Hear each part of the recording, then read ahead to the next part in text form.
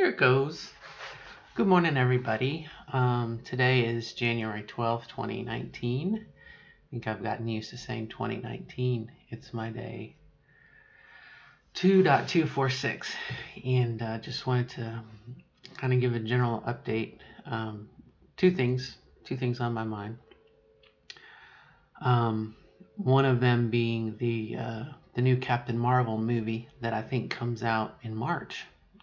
I don't know how many days or whatnot. We probably should be able to tell you the amount of YouTube videos I watch about, fan theories, and Captain Marvel is actually Tony Stark's cousin twice removed, and, conspiracy type theories. But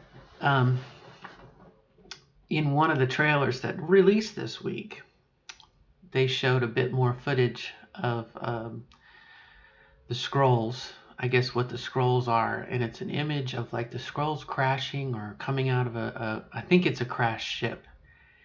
And they kind of come out and, they're kind of looking around like, where are we? And one of them spots across the way a woman, and I think she's carrying a surfboard in the video that's on a beach.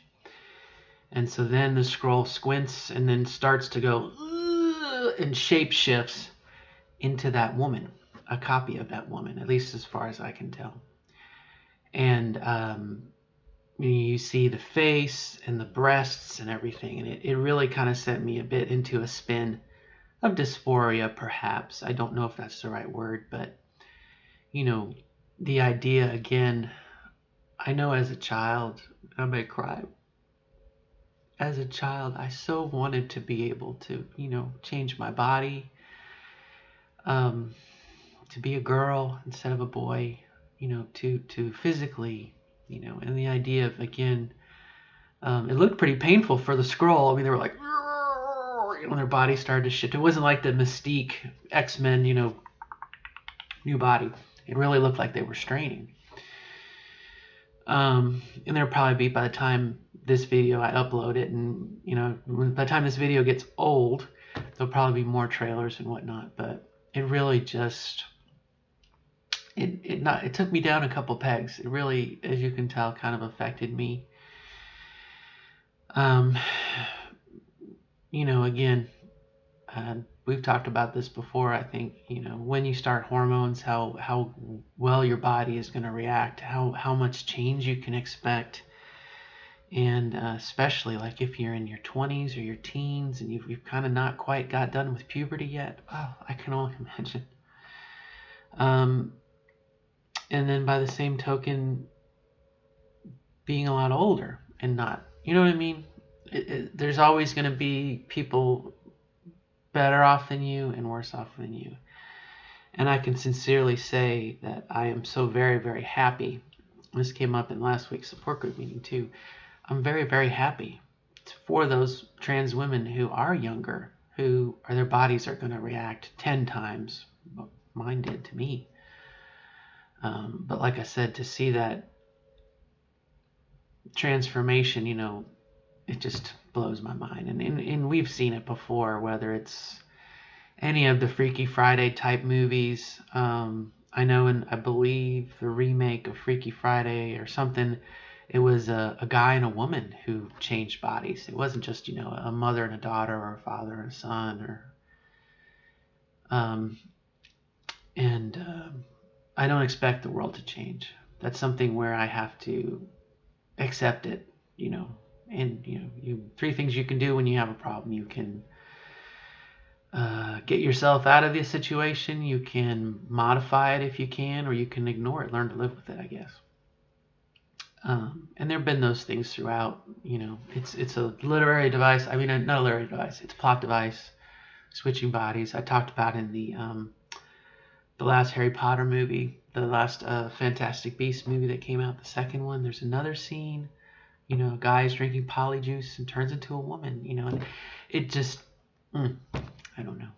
And that's, truth be told, that's what we've done, right? On hormones, we've taken a slow acting, hopefully lifelong polyjuice potion, but not necessarily to turn us into someone we're not, but I guess to turn us into who we need to be. I don't know. So that's my first 5 minutes here. And like I said, it's we'll get used to it. We'll get used to it.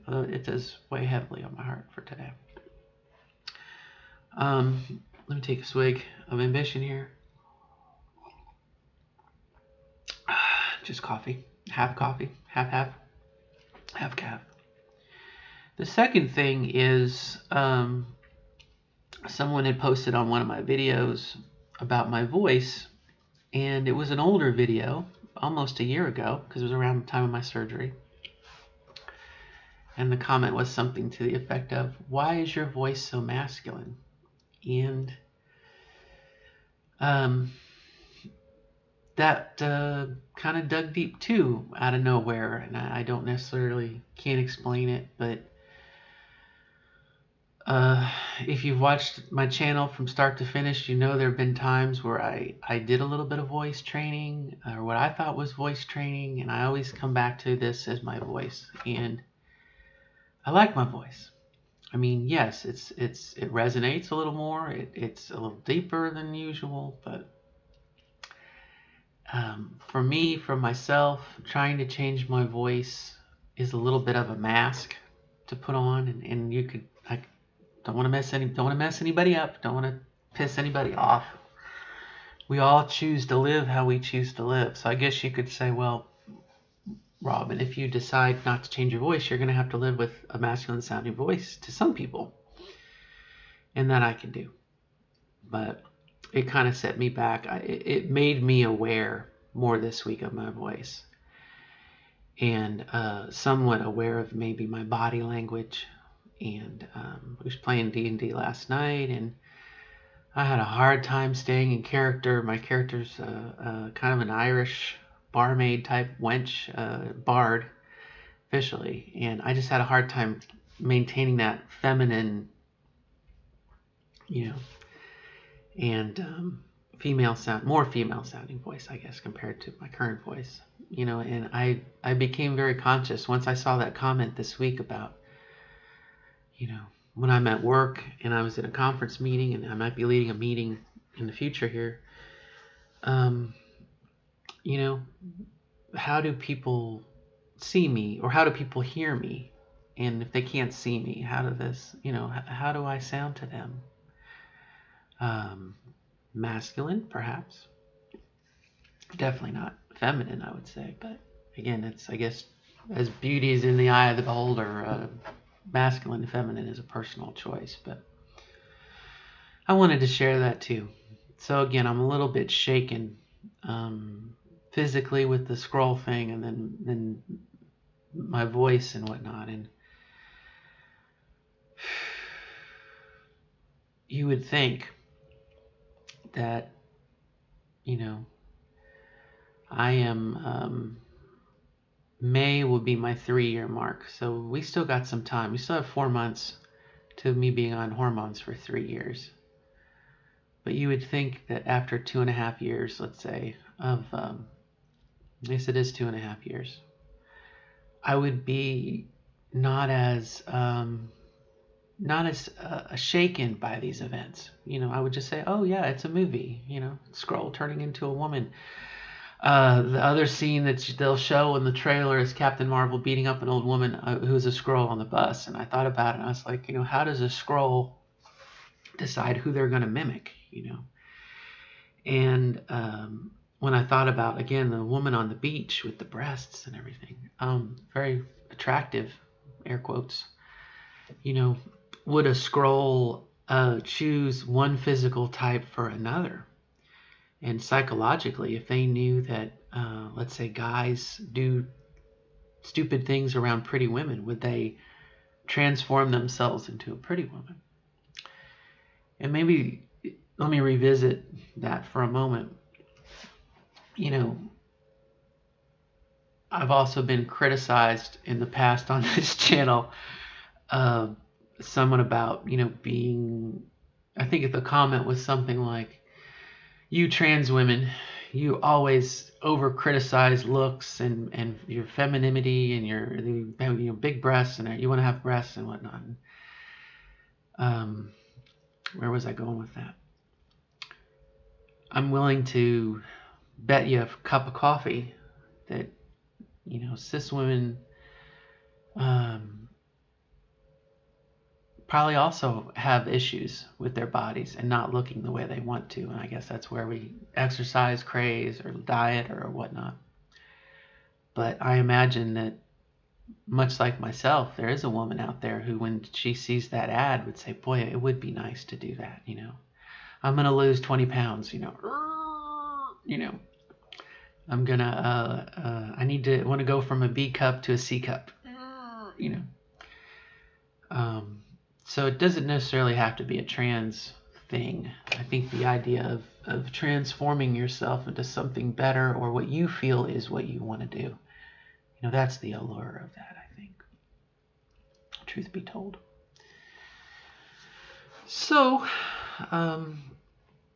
those are two things, and like I said, I probably need to just have a good cry, and this is going to be the vehicle to get there. If I could just comment and say that this is the third week that I will be on the different medication for my depression and my anxiety, and I can definitely feel a difference. And I was told it takes a good 4 to 6 weeks to get in your bloodstream and build up enough of a level. It does change certain things. So I'm looking forward to see. I'm telling myself every day is a new day. Every day is an opportunity. It's going to sound like a motivational speech here in a minute. Every day is an opportunity. Every day is a blank slate. But when you're depressed or anxiety or whatnot, you don't feel that way. So I'll leave that at that. But I do feel like I am getting better. Definitely getting better work-wise. And I find myself telling myself, or when I have an emotion, I'm like, you know what? I'm not afraid of that. I'm not afraid what's going to be in my inbox on Monday morning. I'm not afraid of that. And if that's the case, then I tell myself, okay, dummy, sleep through the night. I'm still not sleeping through the night. And that is been diagnosed with chronic insomnia. And we're trying to break that. But I'm amazed at how psychologically, rationally, I can tell you, hey, I have nothing to worry about. It's Saturday. Everything's cool. Sleep through the night. There's no reason to wake up. So I say that. But somewhere in here, somewhere in my body is a clock, an internal clock that says, oh, nope, it's 2 o'clock. Time to wake up. Nope, it's 4 o'clock. Time to wake up. Oh, it's 5 o'clock. Don't go back to sleep. And that to me blows my mind. When did that start? It was around the time I went back to work. And I developed a habit of it, and that's what the sleep therapist that I'm seeing has told me, is your body has created a habit, and we have to see about breaking that habit. And hopefully, hey, if it started the habit, it can stop the habit, right? And I think that is just about it. Nothing on the romance front, which is probably good. I don't feel like I'm stable enough. I gotta fix me before I can try and be with someone else. But I'm trying. Still doing eHarmony, but I ran out of matches a long time ago. If I get a match, it's from someone in another state. I have my preferences so focused. I only get close people, but you'll get something like, you have a brand new match. Come see Mr. Right, or this could be the one. And it turns out to be someone who's like 4 states away, and you look at their profile, and it's a picture dated 5 years ago, and they have a look on their face that's like, anger, or I think we're so used to seeing people smile, but to see someone angry, it's like, I don't think that's going to be an ideal relationship. And then the profile is short, It'll say, Jerry, hi, my name is Jerry, and I like camping. And that's it. And you're like, okay, how do I reach out to, what is this person all about? It's more than just they like camping. What do they do? And anyway, So I've kind of given up on that. But anyway, that's it, my friends. Thank you again for the bandwidth, and thank you for letting me share. If you have any experiences or strategies with dealing with Skrull transformations, let me know. Again, it's not a new idea. I can remember a number of Fantasy Island episodes that were the same way. There was a Love Boat episode that had it wasn't switch bodies, but it was cross-dressing and emulating and so I mean it's a story, it's a plot, it's a thing, but boy, it messes me up sometimes. Still, I'm trying to think what else I can share with you. Next week will be electrolysis again, and I'm amazed at how the hairs have come back. But anyway, all right, I digress. I'm just rambling now. But I wish you all the best of luck in becoming the person you want to be. And probably I can just say if there's always things we want to change. And what is the wisdom, the serenity prayer? Grant me the ability to accept the things that I can't change, the courage to change the things that I can, and the wisdom to know the difference. Maybe it probably comes into play somewhat.